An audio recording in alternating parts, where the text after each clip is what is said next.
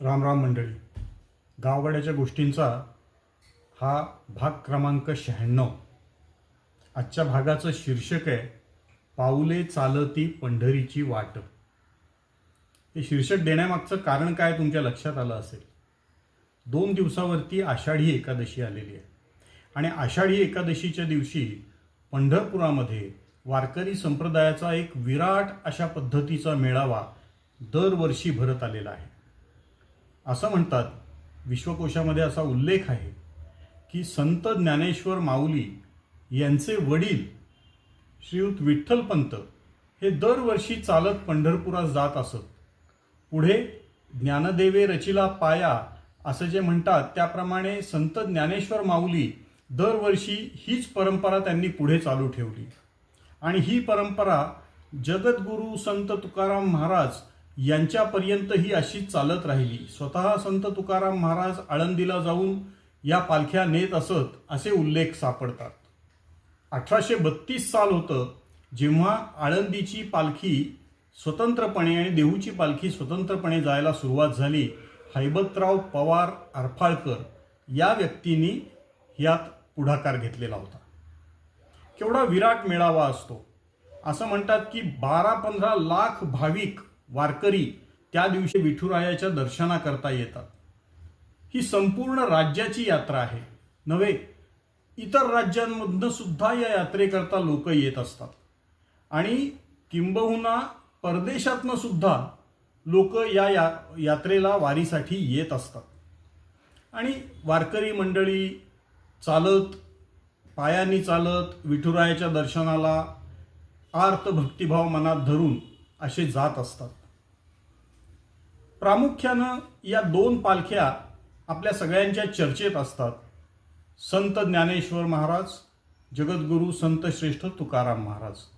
परंतु आपल्याला कल्पना आहे का, साधारणपणे 43 ते 50 वेगवेगळ्या प्रकारच्या पालख्या या राज्यभरातून पंढरपुराकडे या दिवशी आषाढी एकादशीच्या दिवशी येतात. आज या भागामध्ये अशाच काही पालख्यांबाबतची माहिती आपण घेणार आहोत. एक तर पुण्याहून निघणाऱ्या संतश्रेष्ठ ज्ञानेश्वर माऊली, जगद्गुरू संत तुकाराम महाराज यांच्या पालख्या या प्रमुख पालख्या आहेत. त्याशिवाय अन्य 6 पालख्या ज्या आहेत त्या थोड्या महत्त्वाच्या समजल्या जातात. त्यामध्ये गजानन महाराजांची पालखी बुलढाणा जिल्ह्यातनं शेगावमधनं येते. संत मुक्ताबाईंची पालखी एदलाबाद, जळगाव म्हणजे आत्ताचं मुक्ताईनगर तिथून येते. एकनाथ महाराजांची पालखी पैठणातनं येते, औरंगाबाद जिल्हा. आणि निवृत्तीनाथांची पालखी त्र्यंबक, नाशिकमधनं येते. त्याशिवाय इतर ज्या पालख्या येतात त्यामध्ये सोपान काका त्यांची पालखी सासवडहून येते. संत सावतामाळी बाबाजी यांची पालखी वाशिम जिल्ह्यातनं येते. रंगनाथ महाराज, रूपलाल महाराज यांच्या अमरावतीहून पालख्या येतात. साधू महाराज यांची नांदेडहून पालखी येते. सावता महाराज राहुरी, नगरहून त्यांची पालखी येते. या काही पालख्यांची नावं घेतली, परंतु 32-33 पालख्या, दिंड्या या महाराष्ट्रभरातनं येतात. आपल्याला लक्षात येईल की संपूर्ण राज्यातनं पालख्या येत असतात. चर्चा जास्त ही पुण्याहून निघणाऱ्या, ज्यांनी पाया घातला ते संत ज्ञानेश्वर महाराज आणि ज्यांनी कळस रचला ते संत तुकाराम महाराज यांच्या पालख्यांची होते. परंतु इतरही राज्यभरातनं पालख्या या येत असतात. अर्थातच हा संपूर्ण राज्याचा उत्सव असल्यामुळे सरकार यातनं बाजूला राहत नाही. सरकारने एकतर आपल्याला माहिती आहे मुख्यमंत्र्यांच्या हस्ते त्या दिवशी विठुमाऊलीची पूजा केली जाते.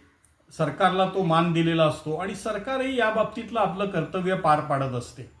सरकारने अनेक कार्यक्रम केलेले आहेत, योजना राबवलेल्या आहेत की जेणेकरून या पालखी मार्गावरती पालखी नेत असताना वारकऱ्यांना सुविधा उपलब्ध व्हाव्यात, प्राप्त व्हाव्यात, यासाठी सरकारने विशेष कार्यक्रम हातामध्ये घेतलेले होते.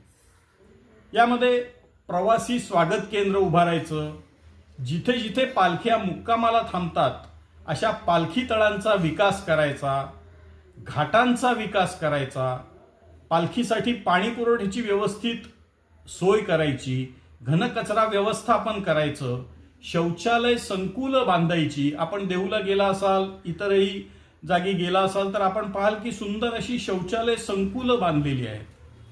त्याचबरोबरीनं रस्ते आणि पूल हे रुंद करायचे, जेणेकरून अधिक संख्येनं वारकरी, अधिक संख्येनं वाहनं सुलभतेनं, सोप्या पद्धतीनं आणि मोठी वाहनं त्या रस्त्यांवरनं सहजपणाने जाऊ शकतील अशा पद्धतीनं रस्ते करायचे. ज्या ज्या ठिकाणी आवश्यक आहे अशा ठिकाणी पार्किंगच्या व्यवस्था करायच्या. राज्य शासनाने अशा प्रकारची अनेक कामं वेळोवेळी पालखी मार्गावरती पालखी मार्ग विकास कार्यक्रमाअंतर्गत केलेली आहेत. स्थानिक स्वराज्य संस्था सुद्धा आपला वाटा याच्यामध्ये उचलतात. वारकऱ्यांना, दिंड्यांना शुद्ध पाणी पुरवठा करणं, त्यांच्याकरता सॅनिटेशन म्हणजे स्वच्छतेची, शौचालयांची व्यवस्था करणं, त्यांच्याकरता पोलीस बंदोबस्त व्यवस्थित राहील याची खबरदारी घेणं.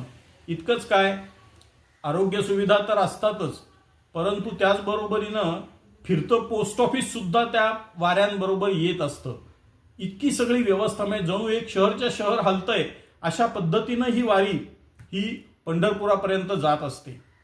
तर ह्या सगळ्या वारीच्या आयोजनामध्ये किती प्रकारे व्यवस्थापनाची कौशल्य लागत असतील, कसं याचं व्यवस्थापन होत असेल. काही सरकारी खातं नाहीये.